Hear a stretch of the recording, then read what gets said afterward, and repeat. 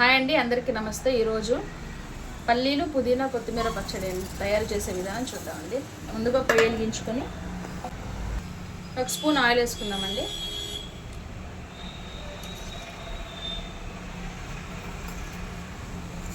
నూనె వేడెక్కిందండి.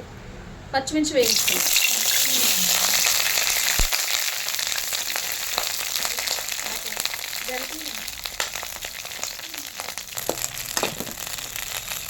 పచ్చిమిర్చి వేగిందండి, పక్కకు తీసుకుందాం.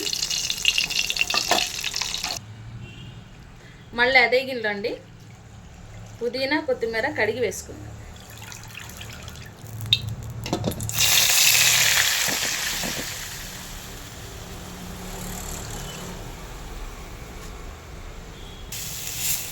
పుదీనా కొత్తిమీర వేగిందండి, ఇందులో పల్లీలు వేసి వేయించుకుందాం.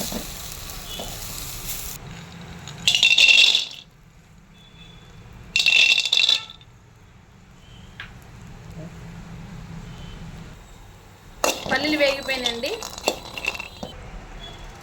టమాటాలు వేసుకున్నాండి. ఇందులో కొంచెం చింతపండు, టమాటాలు ఉడకడానికి తగిన నీళ్ళు. టమాటాలు ఉడికిపోయినండి, పచ్చడి మిక్సీ పట్టుకుందాం. వెల్లుల్లిపాయలు జీలకర్ర వేసి మిక్సీ పట్టుకుందామండి.